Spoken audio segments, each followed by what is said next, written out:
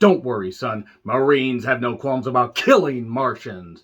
That is what you call Academy Award-winning dialogue, ladies and gentlemen. I'm John Renton with the retro review of Invaders from Mars from 1986, directed by the late, great Tobe Hooper, who did many upon many horror movies over his long, long life and his long career as a director. Movies such as Eggshells, Eaten Alive, The Funhouse, Life Force, and lesser-known movies, two in particular, The Texas Chainsaw Massacre and Poltergeist. Two movies that honestly have been lost to the passage of time. Some people talk about them, but not that many. Honestly, it's kind of amazing they aren't talked about all that much. I kid, of course. Two of the most influential movies of the last 50 years, especially when it comes to the horror genre.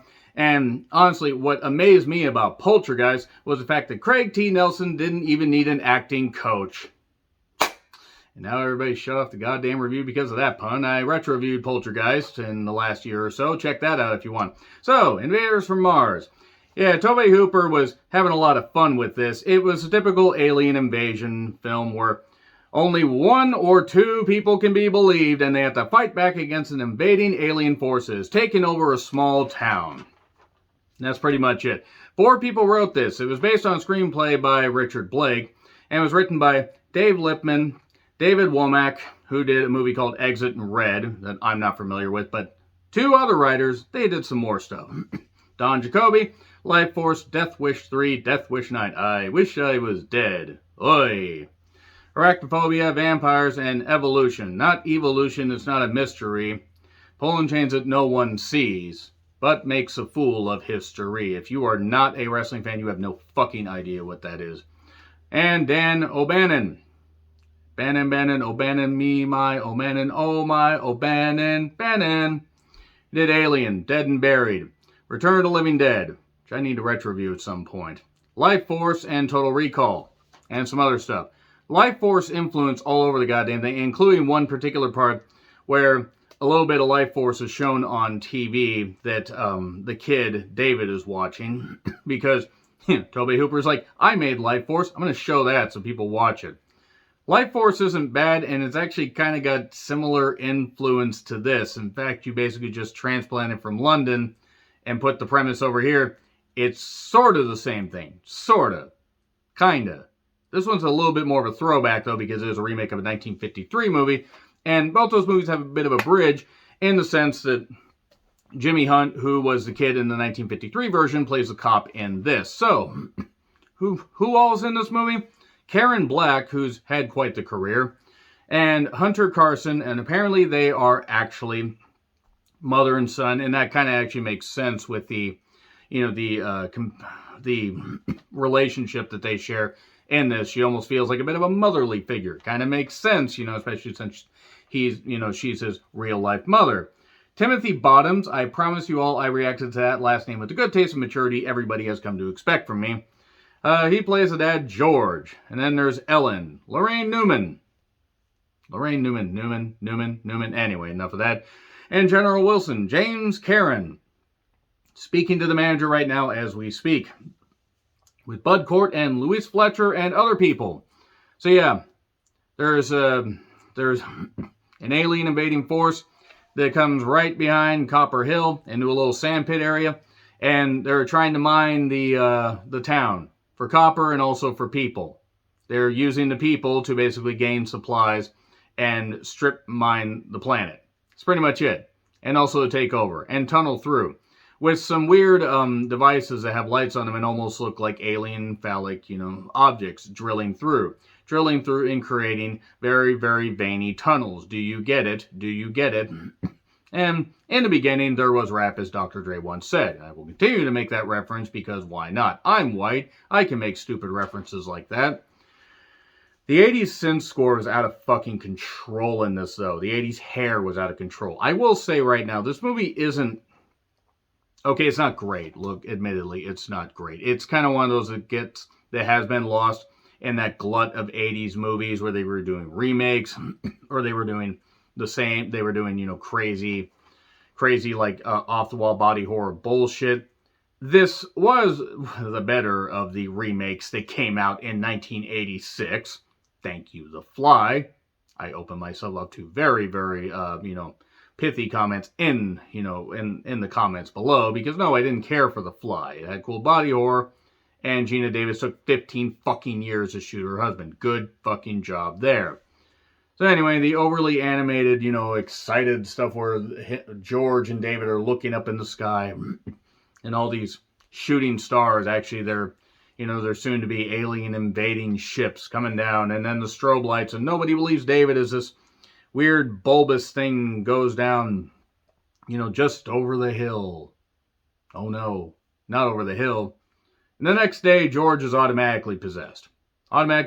He's missing one shoe, his other shoe's muddy, and it was just a bad dream.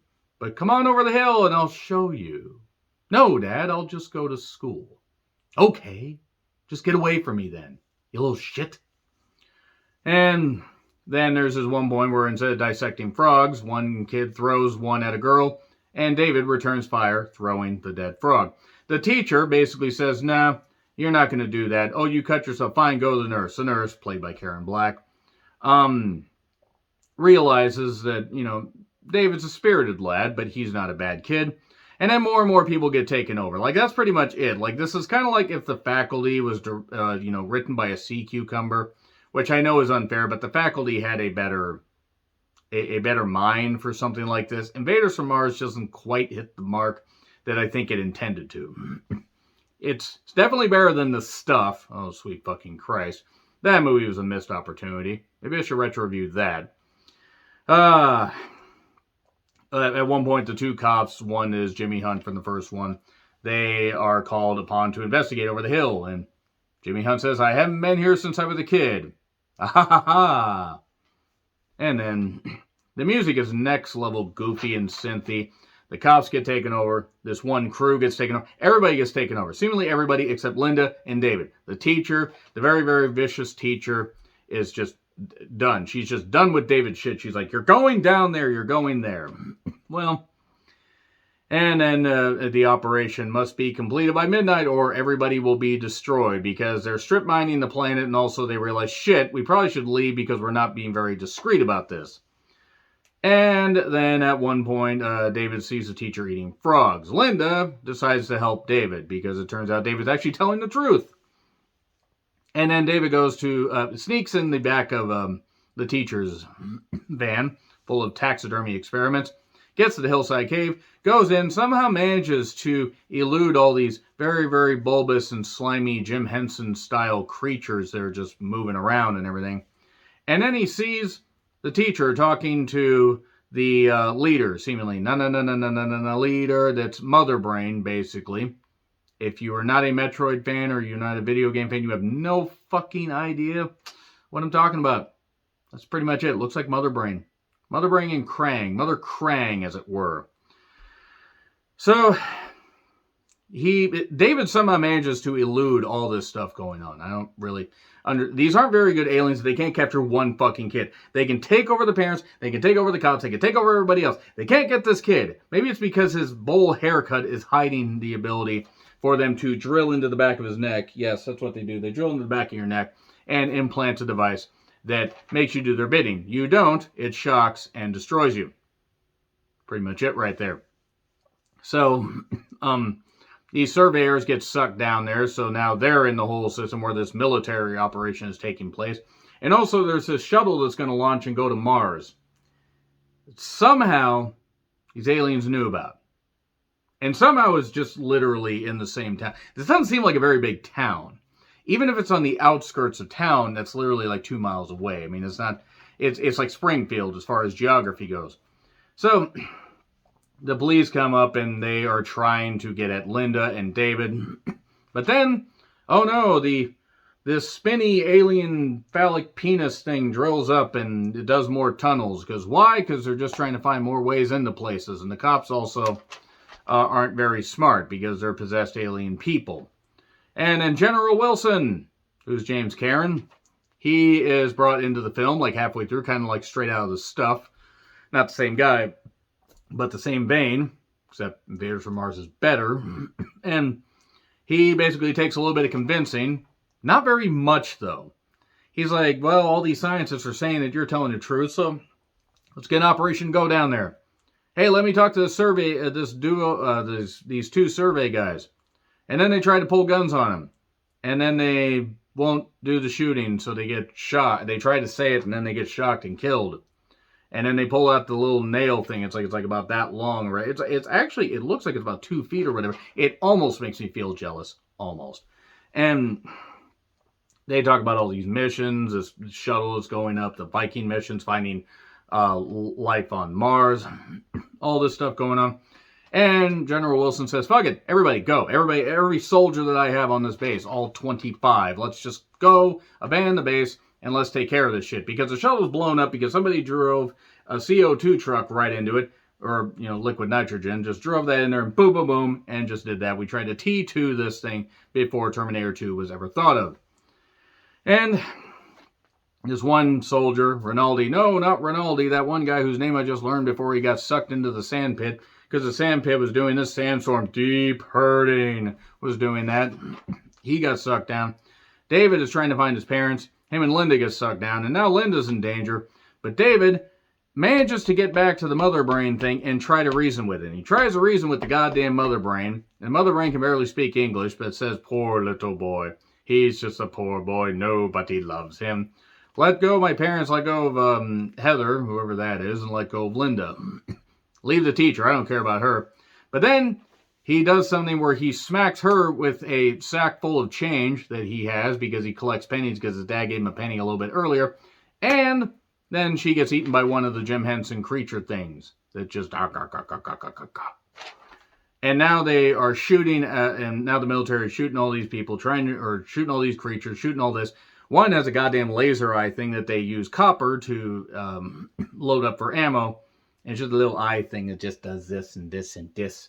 And basically, what ends up happening is they end up making Mother Brain retreat into the goddamn thing. But they shoot all the other creatures. They blow the window through where Linda is in the little lab about to get drilled. Karen Black doesn't get drilled on camera this time. News at 11. They save her. Everybody's got to get out. They have this explosive device that's going to destroy all the tunnels and possibly destroy the ship. And guess what it does? It destroys the ship. But the parents try to attack David and they say, no, you must come with us. You must come with us. But they get away from the ship, so they couldn't have gone up there anyway. And then since the ship blows up, and the parents are fine. And then David wakes up and it was all a dream. Great. It's the last episode of Dallas. And then he's all panicked. And he's like, okay, it's just a dream. That's fine. That's fine. It's okay. But then lightning and the same stuff happened where the ship landed. And he goes in his parents' room. Oh my God. We just hear the roaring and that's it. That is it for that. Invaders from Mars, 1986. Ova. Tobe Hooper certainly had some fun with it. It wasn't great. In fact, at times it was kind of bad, but it was also fun. And it was breezy. Only goes about 95 minutes. Anyway, agree, disagree with what I said? Like, share, subscribe, Twitter handle in the description. I'm John Ritlin. I'll see you soon.